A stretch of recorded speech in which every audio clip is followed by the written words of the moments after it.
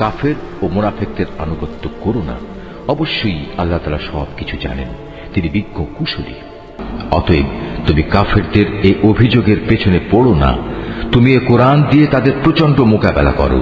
আর এদের মধ্যে যারা পাপী ও সত্যের পথ প্রত্যাখ্যানকারী, কখনো তাদের কথা শুনবে না। সেসব সীমা লঙ্ঘনকারী মানুষদের কথা শুনো না, যারা আল্লাহর জমিনে শুধু বিপর্যয় সৃষ্টি করে এবং কখনো সমাজের সংশোধন করে না। তিনি একই জায়গায় দুটো সাগর একসাথে প্রবাহিত করে রেখেছেন, একটি হচ্ছে মিষ্ট ও সুপেয়, আরেকটি লোনা ও ক্ষার বিশিষ্ট। উভয়ের মাঝখানে তিনি একটি সীমারেখা বানিয়ে রেখেছেন। সত্যি এটি একটি অনতিক্রম্য ব্যবধান। তিনি সে মহান সত্তা, যিনি মানুষকে এক বিন্দু পানি থেকে পয়দা করেছেন, অতঃপর তিনি তাকে রক্ত সম্পর্ক দ্বারা পরিবার বন্ধন ও বৈবাহিক বন্ধন দ্বারা জামাই শ্বশুরে পরিণত করেছেন। তোমার মালিক প্রভূত ক্ষমতাবান। এ সবকিছু সত্ত্বেও তারা আল্লাহর বদলে এমন সবকিছুর ইবাদত করে যা না তাদের কোনো উপকার করতে পারে, না তাদের কোনো ক্ষতি করতে পারে। আসলে প্রতিটি কাফের ব্যক্তি নিজের মালিকের মোকাবেলায় বিদ্রোহেরই সাহায্যকারী হয়ে থাকে। হে নবী, আমি তো তোমাকে কেবল জান্নাতের সুসংবাদ দাতা ও জাহান্নামের সতর্ককারী রূপেই পাঠিয়েছি। তুমি এদের বলো, আমি তো তোমাদের কাছ থেকে এজন্য কোনো পারিশ্রমিক দাবি করছি না। হ্যাঁ, আমি চাই তোমাদের প্রতিটি ব্যক্তি যেন তার মালিক পর্যন্ত পৌঁছার সঠিক রাস্তা অবলম্বন করে। হে নবী, তুমি সেই চিরঞ্জীব সত্তার উপর নির্ভর করো যার মৃত্যু নেই। তুমি তাঁরই সপ্রশংস পবিত্রতা ও মহিমা ঘোষণা করো। তিনি তার বান্দাদের গুনাহ খাতা সম্পর্কে সম্যক ওয়াকিবহাল। তিনি মহান আল্লাহ তাআলা, যিনি আকাশমণ্ডলী, পৃথিবী ও ওদের মধ্যবর্তী সমস্ত কিছু 6 দিনে সৃষ্টি করেছেন। অতঃপর তিনি তার আরশে সমাসীন হন। তিনি অতি দয়াবান আল্লাহ। তার মর্যাদা সম্পর্কে সে লোককে তুমি জিজ্ঞেস করো যে এ সম্পর্কে অবগত আছে। এই আয়াতটি যিনি তেলাওয়াত করবেন এবং যিনি এই আয়াতটির তেলাওয়াত শুনবেন, তাদের সবাইকে এখানে একটি সাজদা আদায় করতে হবে। এটা ওয়াজিব। যখন ওদের বলা হয় তোমরা দয়াময় আল্লাহ তাআলার প্রতি সাজদা অবনত হও, তখন তারা বলে, দয়াময় আল্লাহ আবার কে? যাকেই তুমি সিজদা করতে বলবে তাকেই কি আমরা সিজদা করব? বস্তুত তোমার আহ্বান তাদের বিদ্বেষ বরং আরো বাড়িয়ে দিয়েছে। কত মহান সেই সত্তা, যিনি আসমানে অসংখ্য গম্বুজ বানিয়েছেন।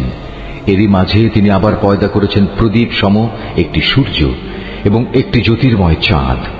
তিনি রাত ও দিনকে পরস্পরের অনুগামী করেছেন তাদের জন্য যারা এসব কিছু থেকে শিক্ষা গ্রহণ করতে কিংবা সেজন্য আল্লাহর কৃতজ্ঞতা জ্ঞাপন করতে চায়। দয়াময় আল্লাহ তাআলার বান্দা তো হচ্ছে তারা যারা জমিনে নেহায়েত বিনম্রভাবে চলাফেরা করে এবং যখন জাহেল ব্যক্তিরা অশালীন ভাষায় তাদের সম্বোধন করে তখন তারা নেহায়েত প্রশান্তভাবে জবাব দেয়। যারা তাদের মালিকের উদ্দেশ্যে সাজদাবনত হয়ে ও দণ্ডায়মান থেকে তাদের রাতগুলো কাটিয়ে দেয়। যারা বলে, হে আমাদের মালিক, তুমি আমাদের থেকে জাহান্নামের আযাব দূরে রেখো, কেননা তার আযাব হচ্ছে নিশ্চিত বিনাশ।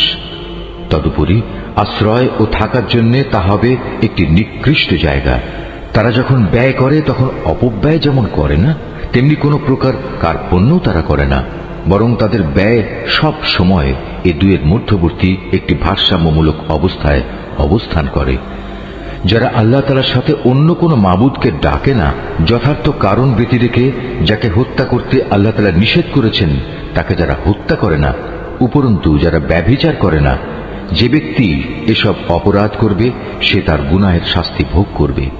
কিয়ামতের দিন তার জন্য এ শাস্তি আরো বাড়িয়ে দেয়া হবে, সেখানে সে অপমানিত হয়ে চিরকাল পড়ে থাকবে।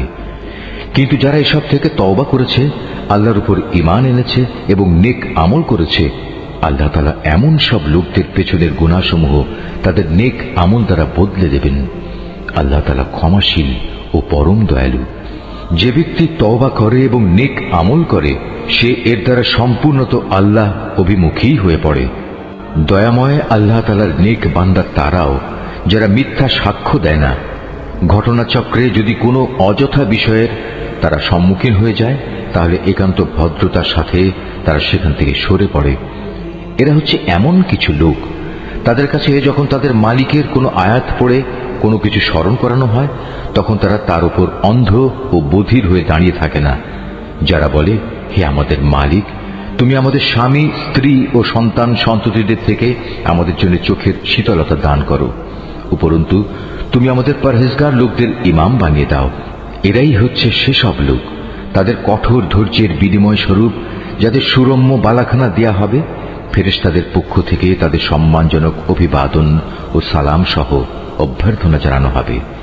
সেখানে তারা চিরকাল থাকবে। কত উৎকৃষ্ট সে জায়গা আশ্রয় নেওয়ার জন্য, কত সুন্দর সে জায়গা থাকার জন্য। হে নবী, তুমি এদের বলো, তোমরা যদি তাকে না ডাকো তবু আমার মালিক তোমাদের মোটেই পরোয়া করবেন না। যদি তোমরা তাকে ডাকো তবে তা তোমাদেরই কল্যাণ বয়ে আনবে, কিন্তু তোমরা তো তাকে অস্বীকার করেছ, তাই অচিরেই এটা তোমাদের জন্য কাল হয়ে দেখা দেবে।